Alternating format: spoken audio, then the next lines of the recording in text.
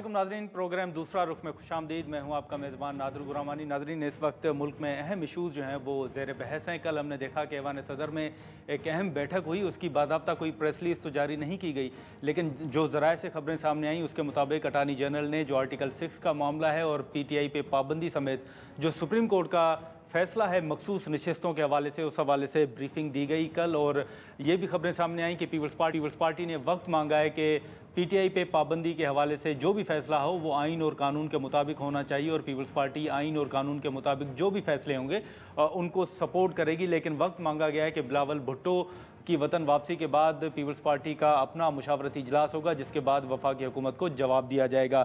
इसी के साथ साथ हमने देखा कि मखसूस नशस्तों के हवाले से जैसे फैसला आया तो उसके बाद वफाकी हुकूमत का जो मौक़िफ़ था वो तो हमारे सामने आया, लेकिन कल हमने देखा कि पंजाब हुकूमत की जानिब से भी हमने देखा कि वज़ीर आला पंजाब मरियम नवाज़ शरीफ साहिबा की जानिब से भी अदलिया को तनकीद का निशाना बनाया गया। अब ये भी खबरें सामने आई, हमने देखा कि PTI के कई अहम रहनुमाओं ने मौलाना साहब से मुलाकातें की, मौलाना फजल रहमान से उनकी रिहाइशगाह पर जाकर मुलाकात की, और मुलाकात में जो इस वक्त तहफ़्फ़ुज़ात हैं ख़ास तौर पर मौलाना साहब को कि PTI के साथ चलने में जो उनके पार्टी कारकुनान को या कुछ जो रहनुमा हैं उनको जो तहफ़्फ़ुज़ात हैं उन इशूज़ पर बातचीत हुई।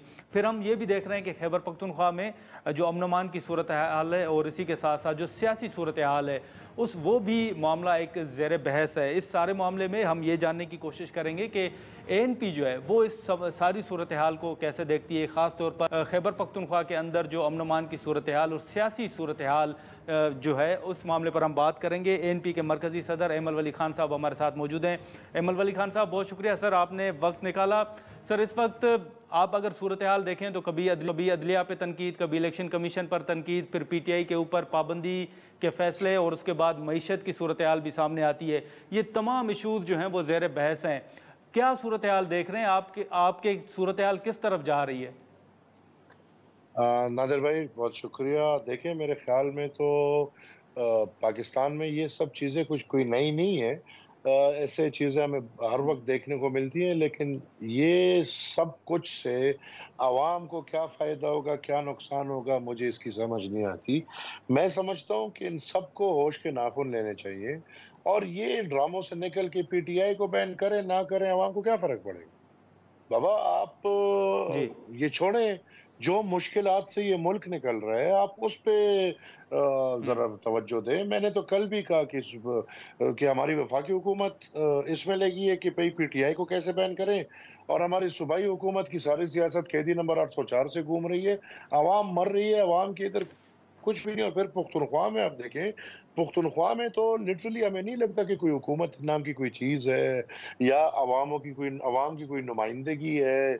यहाँ पे तो जो हालात, और फिर जो मेन स्ट्रीम मीडिया जिसको दिखाई नहीं रहा, कल बनू में जो हालात हुए हैं बाबा, जो लोग अमन के लिए निकले हैं, तो इन हालात में पाकिस्तान तबाह हो रहा है, पाकिस्तान बर्बाद हो रहा है। और हमारे अकाबरीन को इसकी पड़ी है कि PTI को बैन करना है या नहीं करना, या कैदी 804 को निकालना है या नहीं निकालना। और मैं इसके साथ नादिर भाई ये भी मैं वाज़ेह कर दूं कि ये PTI का बैन मेरे से लिख के ले लिए, मुस्लिम लीग का फैसला नहीं है।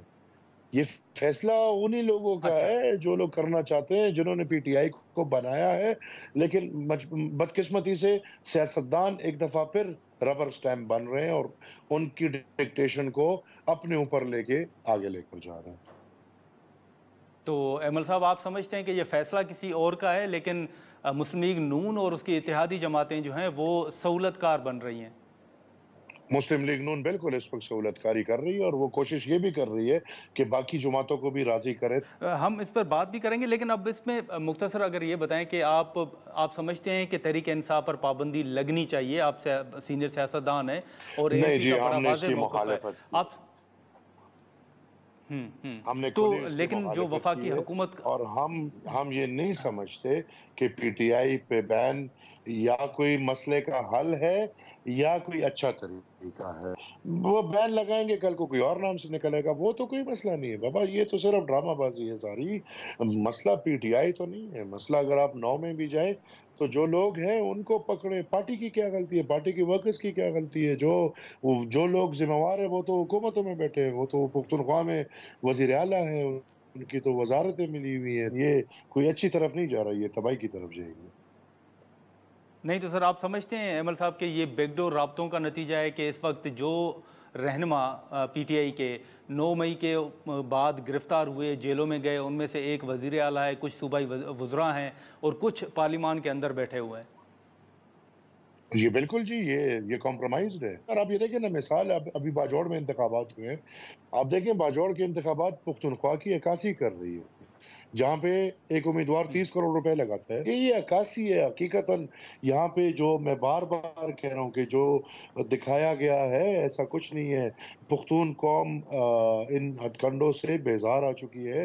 वो पुख्तून कौम सिर्फ़ ज़िंदगी चाहती है। नाज़रीन, यहाँ पर एक शॉर्ट ब्रेक लेते हैं और ब्रेक के बाद हम यहीं से गुफ्तगू को आगे बढ़ाते हैं।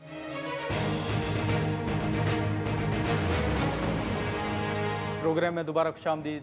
इस वक्त अमल साहब, जो वफाकी हुकूमत का फैसला था कि हम बाकी जमातों को भी एतमाद में लेंगे, आर्टिकल 6 का मामला हो, पीटीआई पर पाबंदी का मामला हो, तो वफाकी हुकूमत की जानिब से एएनपी का बड़ा वाज़ेह मौक़िफ़ आ गया था जब ये फैसला सामने आया। तो आपके उस मौक़िफ़ के बाद एएनपी के साथ कोई राब्ता हुआ है वफाकी हुकूमत का? नहीं जी, नहीं, हमारा अभी तक कोई राब्ता हुआ नहीं है और मैं ये भी वाज़ेह कर दूँ कि हम हुकूमत में नहीं हैं। हम ना हुकूमत के इत्तेहादी जी, हैं। हम बिल्कुल, सेनेट में भी आपको मैंने पहले ही बोला है कि हम हुकूमत के खिलाफ हैं और हम बिल्कुल। ऑपोज़िशन में भी इस जो ऑपोज़िशन अपने आप को दिखा रही है, जो लंगड़ी-लुल्ली जो इस ऑपोज़िशन के भी खिलाफ है, तो लिहाज़ा हम एक थर्ड बिल्कुल, फ़ोर्स की बिल्कुल। सतह पे हम सेनेट में भी और हर पार्लियामेंट में इस तरह अपना वो कर रहे हैं, हुँ। अपना काम कर रहे हैं। हमारे तो साथ अभी अमल तक कोई साहब, राब्ता जो हुआ नहीं सुप्रीम है। कोर्ट का फैसला है मखसूस नशिस्तों के हवाले से, आप समझते हैं कि उस पर अमल दरामद होना चाहिए? जितनी तनकीद हो रही है अदलिया के ऊपर, आपका पीपल्स पार्टी का अदलिया के हवाले से बड़ा वाज़ेह यार मौक़िफ़ है। इस वक्त जो सूरत हाल है, आप समझते हैं कि मखसूस नशिस्तों में रिव्यू पिटीशन दायर करनी चाहिए या अमल दरामद होना चाहिए? देखिए, अगर आईनी किसी के पास रास्ता है, तो बिल्कुल वो आईनी रास्ता इस्तेमाल करके रिव्यू पिटीशन पे जाएँ। लेकिन हम इस तरह तो नहीं कर सकते कि हमें ये फैसला कोई पसंद है, तो वो हम मानेंगे, नहीं पसंद तो वो हम नहीं मानेंगे और नहीं मानना किसी की बस की बात नहीं है। लेकिन जब आपके पीछे एस्टैब्लिशमेंट होती है, तो फिर आप ये नखरे कर सकते हैं कि भई ये हुँ, फैसला हमने सुप्रीम कोर्ट का मानना है या नहीं मानना। वरना इससे बड़े गंदे-गंदे फैसले आए हैं और वो सबने माने हैं, उन पे अमल भी हुआ है। और मैं समझता हूँ कि इस फैसले पे भी अमल होना चाहिए। पहली मेरी राय ये है, बल्कि मेरी और आपकी इस पे बात भी हुई थी। पहली से ही मेरी राय ये है कि बिल्कुल, ये बिल्कुल। सीटों का हक पाकिस्तान तहरीक-ए-इंसाफ का बनता है और ये उनको मिलनी चाहिए। ठीक है। लेकिन अमल साहब, अभी आपने फ़िश की रिपोर्ट भी देखी होगी और उन्होंने ये कहा है कि ये हुकूमत जो है तकरीबन 1.5 साल चलेगी और उसके बाद टेक्नोक्रेट के हवाले से भी बात की गई है। जो इस वक्त मुल्क की सियासी सूरत हाल है वो आपके सामने है। आपको भी लग रहा है कि आने वाले दिनों में ये हुकूमत जो है वो मुद्दत पूरी नहीं कर सकेगी और टेक्नोक्रेट हुकूमत आप देख रहे हैं? मेरा पिछला इंटरव्यू आपके साथ जो था, आपको याद हो, मैंने कहा था कि इंशाल्लाह ये अपनी मुद्दत पूरी करेंगे और जो लेकर आए हैं वो ही ज़िम्मेवारी लेंगे और इनकी मुद्दत पूरी कराएँगे। सर आपने कहा था बस जितना वो चाहेंगे उतनी मुद्दत पूरी होगी। तो वो तो फ़िंच नहीं है ना, वो तो हाफ़िज़ साहब हैं। अच्छा, लेकिन इस वक्त अमल साहब, इस वक्त अगर आप देखें तो आज सीएम साहब ने गवर्नर खैबर पख्तूनख्वा को भी हत्या के इज्जत का नोटिस भेजा है और उन्होंने बयान दिया था कि सीएम साहब जो हैं वो खुद भी भत्ता देते हैं। क्या वाकई खैबर पख्तूनख्वा में ऐसी सूरत हाल है कि वज़ीर आला तो इन बयानात को मुस्तरद कर रहे हैं, लेकिन आप समझते हैं कि ऐसी सूरत हाल है कि अहम रहनुमा जो हैं वो भी भत्ता दे रहे हैं वहाँ पे? जी, बिल्कुल, पाकिस्तान तहरीक-ए-इंसाफ और तहरीक-ए-तालिबान पाकिस्तान, मैं बार-बार कहता हूँ, एक ही गधे के 2 कान हैं। ये एक ही प्रोजेक्ट है, एक सियासी है, दूसरा हथियार उठा के एक-दूसरे को फुल सपोर्ट है इनका। और आज भी देखें तो हमारी पुख्तनख्वा की हुकूमत ये मतलब इस तरह का जो हुँ, इन्फॉर्मेशन मिनिस्टर है, वो खुद तालिब है। बाकी बातें तो छोड़ दें। और हुँ, वो ऑन रिकॉर्ड कह हुँ। चुके हैं कि मैं दहशतगर्द हूँ, मैंने मोर्चों में लड़ाइयाँ की हैं, तो इससे हम क्या तासुर लें? लिहाज़ा पीटीआई और TTP these are one things और ये एक-दूसरे के बैक स्केचर्स हैं और ये दोनों मेरे ख़्याल में पुख्तून कौम के खिलाफ इनका अमल एक ही है तो आप इमल साहब क्या और समझते हैं कि सीएम वज़ीर के आला अलावा और कौन से इन रहनुमा जो हैं वो भी बता देते हैं? इनके पिछले रिजीम में बहुत ऐसे वज़ीर थे जिन्होंने भत्ते दिए और अभी भी अगर इनकी तहकीकात होनी चाहिए, मेरे ख़्याल में ये सब देते होंगे। कोई ऐसा नहीं होगा जो नहीं देता होगा और भत्ता नहीं, उसको भत्ते के नाम पे ऐंठ देते हैं, मैं अगर सही बात करूँ तो। अच्छा, तो आप तमाम वुज़रा की बात कर रहे हैं। मैं तमाम की बात कर रहा हूँ जी, मैं तमाम की बात कर रहा हूँ। ऐसा थोड़ी है कि ये एक ही मैं कह रहा हूँ ना, ये एक ही चीज़ है। दोनों दे आर हुँ, लाइक एक ही तस्वीर के 2 रुख हैं और वो एक ही पीटीआई ने अपनी सारी ज़िंदगी टीटीपी को सपोर्ट दिया और टीटीपी ने अपनी सारी ज़िंदगी पीटीआई को सपोर्ट दिया और अगर आज भी पीटीआई की हुकूमत पुख्तनख्वा में है, तो इसमें जितना किरदार मिलिटेरिस्टमेंट का है, उतना ही किरदार तहरीक-ए-तालिबान पाकिस्तान का भी है। हुँ। लेकिन आपने एक दरख़्वास्त भी दी थी एमल वली खान साहब वज़ीर-ए-आज़म को और आपने पिछले इंटरव्यू में ये बात की थी कि आपने वज़ीर-ए-आज़म को दरख़्वास्त दी है। उस पे कोई जवाब आया है? क्योंकि उस वक़्त आपने भी यही मुतालबा किया नहीं था जी, कि नहीं। कार्रवाई की जाए, जिन 6 लोगों का आपने नाम लिया था। नहीं जी, नहीं, मैंने तो उस वक़्त कहा भी था, मैं वज़ीर-ए-आज़म साहब के पास जब मैं वो दरख़्वास्त लेके गया, कोर्ट में भी वो दरख़्वास्त है मेरा, हाई कोर्ट में भी मेरा वो रिट चल रहा है, पेशावर हाई कोर्ट में। लेकिन जैसे ही मैं वज़ीर-ए-आज़म जी। साहब के पास वो दरख़्वास्त लेकर गया, वज़ीर-ए-आज़म साहब ने देखा, तो मैंने कहा, "सर, इसको अप्रूव कर लें।" तो उन्होंने कहा कि हँसने लग गए। मैंने कहा, "सर, रिजेक्ट कर लें। रिजेक्ट करके मुझे दे दें, ताकि मैं हुँ, इस पे आगे कोई कोर्ट ले जाऊँ, कुछ कर लूँ।" वो वो दरख़्वास्त ना अप्रूव हो रही है, ना रिजेक्ट हो रही है, बस उसी तरह खड़ी है। हुँ। लेकिन अब एमल साहब ये बताइएगा कि अब खैबर पख्तूनख्वा में आपकी नज़र में कौन से इलाके हैं जो इंतहाई हसास हैं आपकी नज़र में? अभी देखिए जो हमारा न नया ऑपरेशन का इरादा हुआ है और हमने जो नया ऐलान किया तो इसमें इसके ज़रिए तो हमने अपने आकाओं को ये दिखाना है कि पुख्तनख्वा पूरा ही ख़राब करेंगे, तबाह व बर्बाद करेंगे। आजकल अगर आप देखें कल बनू में के क्या हुआ है, ये चीज़ें पेनिट्रेट हो रही है। वज़ीरिस्तान, डीआई खान, टांक ये इलाके तो पहले ही लकी मरवत या उनके कंट्रोल में थे, अभी वो मज़ीद पेनिट्रेट कर रहे हैं। देखिए बनू की तरफ आ रहे हैं, बनू क्या है 2 घंटे में पेशावर है और फिर ये सोच लें कि अगर 2 घंटे में पेशावर है, तो 2 घंटे में फिर रावलपिंडी और इस्लामाबाद है। लिहाज़ा इनको होश के नाखून लेने चाहिए और ये मैं आज भी कह रहा हूँ, ये ऑपरेशन जो है, ये एक बहाना है। ये सिर्फ़ हमने लोगों को खुश करना है। इस ऑपरेशन के पीछे बहुत मकासद है, वो आपको सामने खोलेंगे। इसमें अभी से हम कह रहे हैं, अफ़गानिस्तान पे हमले करने का सोच रहे हैं। इस ऑपरेशन के जो मकासद हैं, वो तहरीक-ए-तालिबान पाकिस्तान या दहशतगर्दों को ख़त्म करना नहीं है। उसके मकासद कुछ और हैं, वो वक़्त के साथ खुद ही आपके सामने आएँगे। हुँ। लेकिन आपने बनू का ज़िक्र भी किया, आपने एस्टेब्लिशमेंट की तरफ इशारा भी किया, लेकिन इसमें एमल साहब जो सूबाई हुकूमत है, उस पर भी बड़ी तनकीद हो रही है। कल जब सीएम साहब ने नोटिस लिया तो हमने देखा कि सोशल मीडिया पर भी तनकीद हुई कि सीएम साहब को तकरीबन कई घंटों के बाद ये उनके नोटिस में क्यों आया मामला कि बनू में ये सूरत-ए-हाल चल रही है, उनको तो फौरी तौर पर नोटिस लेना चाहिए था। तो इस सारी सूरत-ए-हाल में आप सूबाई हुकूमत का किरदार क्या देख रहे हैं, ख़ास तौर पर बनू वाक़े पर? मैं तो वही कह रहा हूँ जी, देखिए सूबाई हुकूमत तो एक तरफ टीटीपी के लिए कॉम्प्रोमाइज़्ड है। पुख्तनख्वा हुकूमत तो आई ठीक एम है। सॉरी टू से लेकिन from the past 12 years Pakhtunkhwa has been compromised by the establishment और इधर अवाम की मर्ज़ी की हुकूमत आ ही नहीं रही। चलें, चलें, ठीक है। अमल वली खान साहब बहुत शुक्रिया सर आपने वक़्त निकाला। Thank you ji. एएनपी के मरकज़ी सदर अमल वली खान साहब की गुफ्तगू आपने सुनी। हम यहाँ पर एक शॉर्ट ब्रेक लेंगे।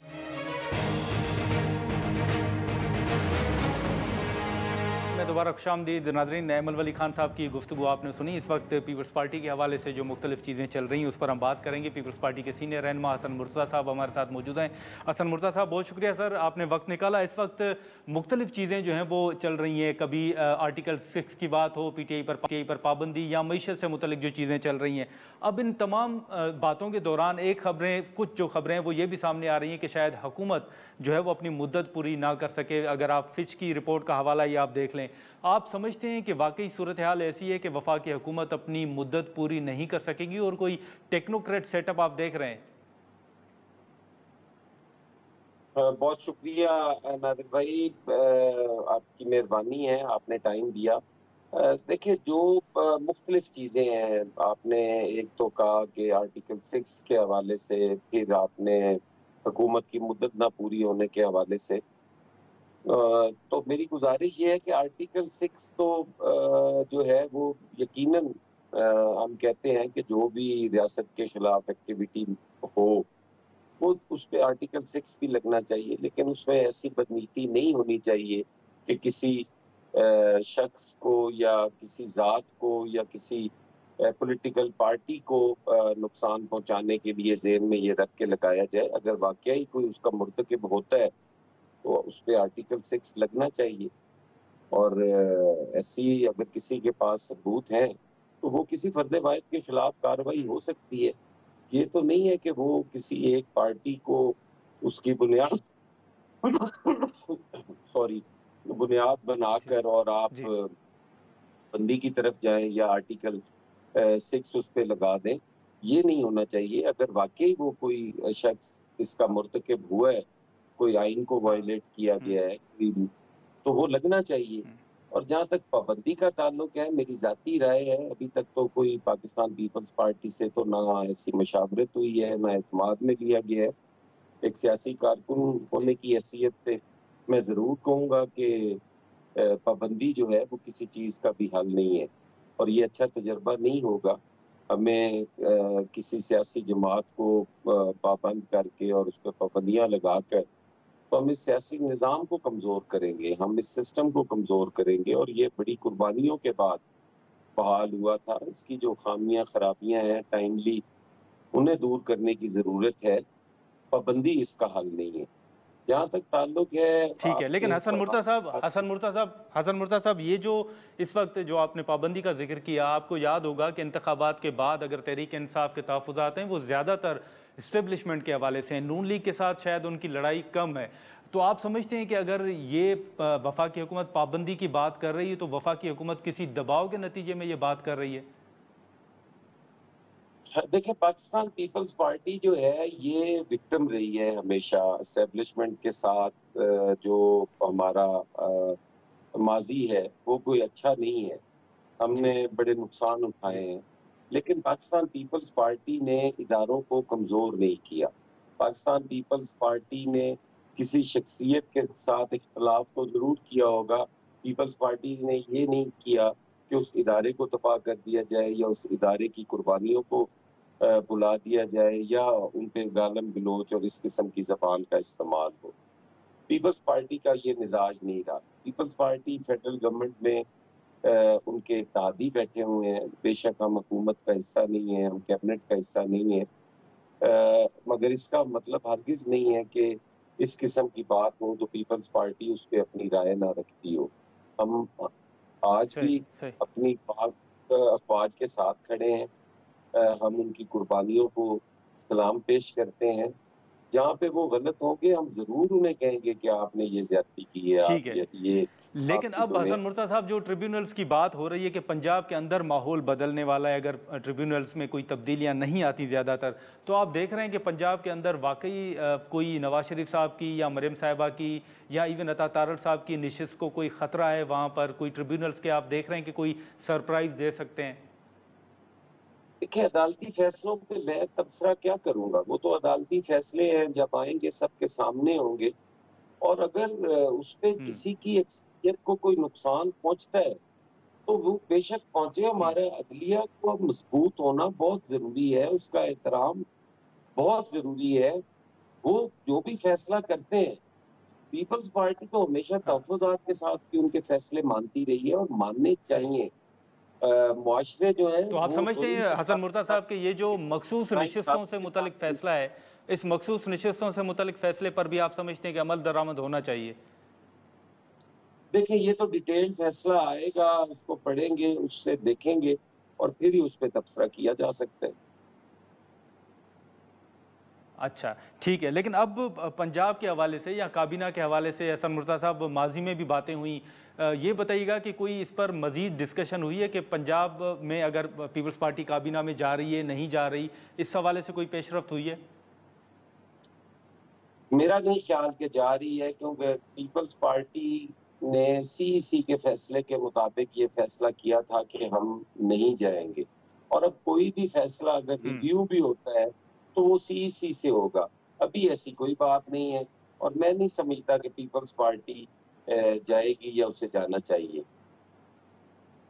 ठीक है। हसन मुर्तज़ा साहब, आखिरी सर एक मुख्तसर सवाल होगा कि इस वक्त जो सुप्रीम कोर्ट का फ़ैसला था, उस फ़ैसले के बाद जितनी अदलिया पर तनकीद हुई है, बतौर इत्तेहादी जमात, आप जो वफाकी वुज़रा हैं या इवन जो कल सीएम साहिबा ने बयानात दिए, जो खिताब किया अदलिया के हवाले से उन्होंने बातचीत की, क्या पीपल्स पार्टी अदलिया मुखालिफ जो तहरीक है या बयानात हैं, तहरीक की बजाय अगर मैं बयानात कहूँ, तो क्या पीपल्स पार्टी उन बयानात को सपोर्ट करती है?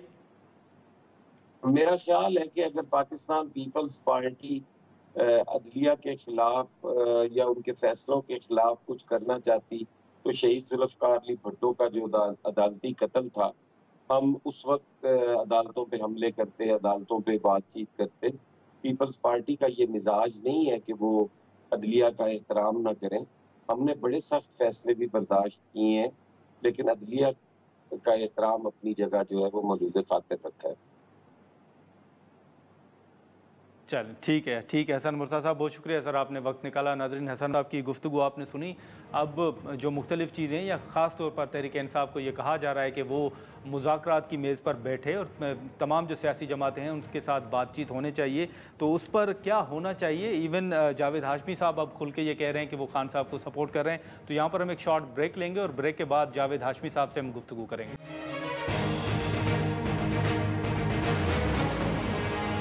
प्रोग्राम में दोबारा खुशामदीद। नाज़रीन, इस वक्त सीनियर सियासतदान जावेद हाशमी साहब हमारे साथ मौजूद हैं, हम उनसे गुफ्तगू करेंगे। हाशमी साहब, बहुत शुक्रिया सर, आपने वक्त निकाला। सर, सबसे पहले ये बताइएगा कि इस वक्त जैसे हमने जिक्र किया कि फ़िश की रिपोर्ट थी, दीगर इशूज़ हैं, आप देख रहे हैं कि इस हुकूमत के लिए चैलेंजेस क्या हैं और वाकई आप कोई टेक्नोक्रेट सेटअप जो है वो मुस्तकबिल करीब में देख रहे हैं? चैलेंजेस हैं, वो पूरी कौम को, मुल्क की मईशत को, सियासत को, वो चैलेंजेस हैं। ये हुकूमत इतनी ताकतवर हुकूमत नहीं है। फिश वगैरह भी यही वो अंदाजे लगा रहे हैं और वो तो कहते हैं ये 18 महीने से ज़्यादा हुकूमत नहीं चलेगी। फिर भी वो कहते हैं कि उसके ऊपर उनका जो अवाम की हुकूमत है वो फिर भी नहीं आएगी।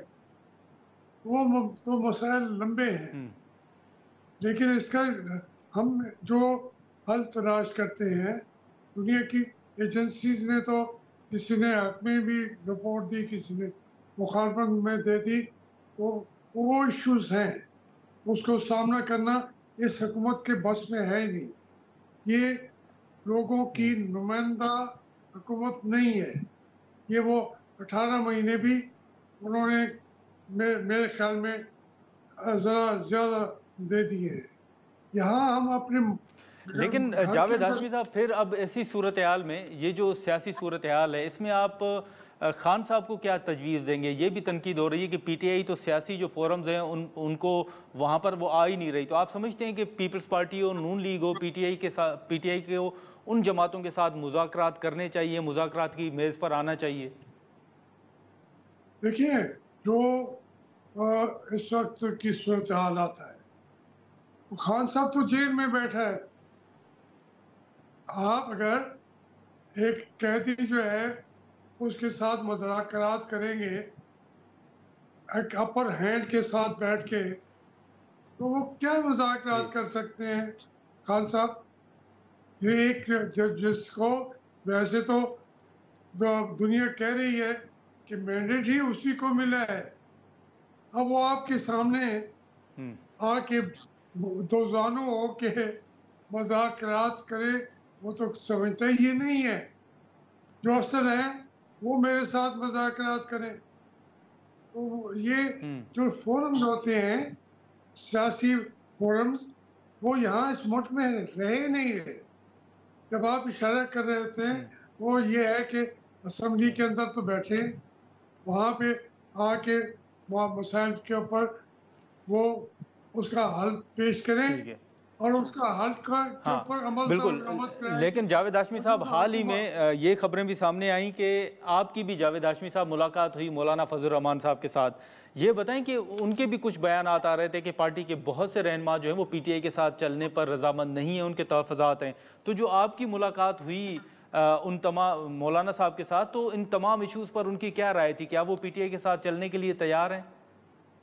देखिए, मेरी तो एक निजी मुलाकात थी, उसमें से अखज़ कर लें हम, लेकिन क्योंकि उनसे एक अरसा दराज का ताल्लुक है, उनके वालिद साहब से भी था, जो उनका मैं ज़हन मैं पढ़ सकता था और उनसे जो बात उन्होंने भी कुछ चीज़ों को खुल के मेरे साथ बातें की। वो इस हुकूमत को, एस्टेब्लिशमेंट को, वो कहते हैं मसाइल पैदा ही इन्होंने किए हैं, मसाइल का हल और कौन तलाश करके आएगा। देखें, मुझे ये जो इंतखाबात में वो हमारे मौलाना फजलुर रहमान को भी बिलवास्ता तौर पे 14 करोड़ रुपया मांग लिया उन्होंने कि आपको हम सीट दे देते हैं। ये इलेक्शन थे नहीं, बदकिस्मती है। ये इलेक्शन के बजाय ये एक मेला था, उस मेले को लूटा जा रहा था। उसके अंदर जो थे वो नहीं है, और जो नहीं थे वही आप भी कह रहे हैं वो अब हैं। अब वो हम जो हैं। लेकिन जावेद हाशमी साहब, अब जो वफाकी हुकूमत का ये फैसला है कि पीटीआई के ऊपर पाबंदी लगाई जाए, इस मामले पर एक तो पीपल्स पार्टी की खामोशी, फिर उनका एक बयान आया कि वो वफाकी हुकूमत के साथ खड़े हैं। एक तो ये बताएं बतौर सीनियर सियासतदान कि आप पीटीआई के ऊपर पाबंदी लगते हुए देख रहे हैं, और दूसरा पीपल्स पार्टी और नवाज शरीफ साहब को आप कहाँ खड़े होते हुए देख रहे हैं? देखिए, मैं यहाँ इस मुल्क में पाबंदियाँ बहुत लगती रही है, छोटी छोटी जमातों पे भी, बड़ी जमातों पे भी। यदि अवामी लीग पे लगी वहाँ पे, और वहाँ सोहरावर्दी साहब की पार्टी पे लगी, जमात इस्लामी पे पाबंदी लगी, नैब पे पाबंदी लगी, तो वो ये यहाँ जो लगाते हैं वो उड़ जाती है हवा में, क्योंकि ये बुनियादी तौर पे जमहूरी मुआशरा है। उस जमहूरी मुआशरे पर जब कंट्रोल हो जाता है बंदूक का, वो अपने फैसले कर देते हैं। जहाँ तक अब ये है अपना पीटीआई, वो बहुत बड़ी पार्टी है, उसको पाबंदी लगाना तो ये है कि पाकिस्तान को पर पाबंदी लगा रहे हैं। वो जहाँ तक पीपल्स पार्टी का ताल्लुक है, वो समझते हैं उन पर भी पाबंदियाँ लगी रही हैं कि हम ना करें, लेकिन इन पार्टियों ने हर जगह पे ये कंप्रोमाइज रहे, ये एस्टेब्लिशमेंट से फायदे उठा चुकी हुई हैं, इक़्तिदार ले चुकी हुई है। तो नवाज शरीफ साहब को कहाँ देख रहे हैं हाशमी साहब? नवाज शरीफ साहब सपोर्ट करेंगे इस फैसले को? नहीं, नवाज शरीफ साहब तो करेंगे, वो उन्होंने तो कर दिया, इनिशिएट भी वही कर रहे हैं, नवाज शरीफ ही इनिशिएट कर रहे हैं, लेकिन किसी के कहने पे कर रहे हैं। लेकिन मैं अब तक मेरी खुशफहमी ये है कि ये पार्टियां, इनकी ये हैसियत ही नहीं है कि पाबंदी लगा सकती, बल्कि एस्टेब्लिशमेंट भी पाबंदी नहीं लगा सकती। अगर उन्होंने लगाई, मैं अंदाजा है गलत भी हो सकता, लगाएंगे तो ये चंद दिनों में हवा में उड़ जाएगी पाबंदी। ये हमारे मुल्क का हमेशा से जो रहा है इस मुल्क में, वही होगा ना। चलें, ठीक है। जावेद हाशमी साहब, बहुत शुक्रिया सर, आपने वक्त निकाला। नाज़रीन, जावेद की गुफ्तगू आपने सुनी। अब वफाकी हुकूमत के अपने मुशावरती इजलास और जो इत्तेहादी जमातें हैं उनमें आपस में मुशावरत भी जारी है, जो मुल्क की इस वक्त सियासी सूरत हाल है और ख़ास तौर पर जो मईशत से मुतल्लिक सूरत हाल है उस मामले पर भी। लेकिन इलेक्शन कमीशन का जो फैसला है, उस फैसले के बाद तहरीक इंसाफ के अंदर एक राय ये भी पाई जाती है कि अभी भी तहरीक इंसाफ के लिए मुश्किलात ख़त्म नहीं हुई और आने वाले दिनों में शायद कोई ना कोई कानूनी नुक्ता फिर एक उठाया जाए। अब देखेंगे इन तमाम इशूज़ पर क्या डेवलपमेंट सामने आती है। आज के प्रोग्राम में इतना ही, इजाज़त दीजिए। अल्लाह हाफ़िज़।